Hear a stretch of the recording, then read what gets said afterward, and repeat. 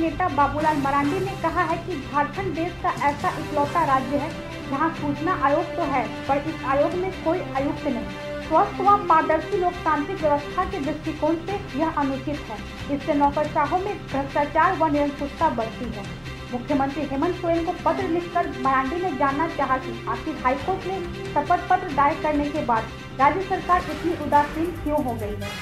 राज्य सरकार ने जनवरी 2020 में उच्च न्यायालय में शपथ पत्र दायर कर कहा था कि जल्द ही एक मुख्य सूचना आयोग और 5 सूचना आयुक्तों की नियुक्ति कर ली जाएगी।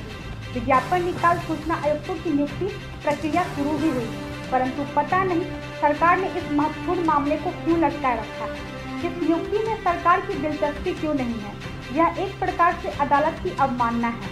मरांडी ने मुख्यमंत्री को सशक्त सूचना आयोग का हिमायती बताते हुए कहा कि सूचना आयुक्तों की नियुक्ति तत्काल करने की जरूरत है ताकि प्रदेश में व्यापक भ्रष्टाचार एवं गड़बड़ियों पर अंकुश लगाया जा सके।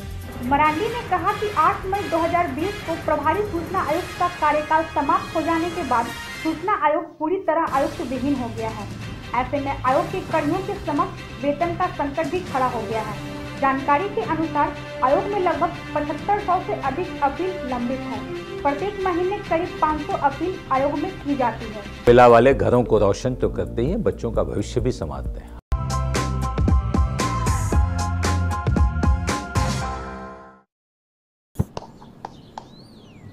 चिकू, तुमने बोला बड़ा रोल मिला है तो मुझे लगा। क्या लगा? लगा कि सेल्फी तो बनती है। चाचू, मेरा टैलेंट सेल्फी में फिट नहीं होगा। ओह,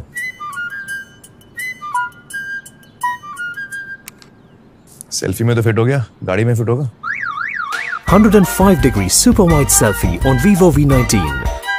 लोगों के घर में झांक ना छोड़िए मखीजा, तू भी अपने घर में सेफ पेंटिंग करा ले। शूटिंग के लायक होगा तेरा घर।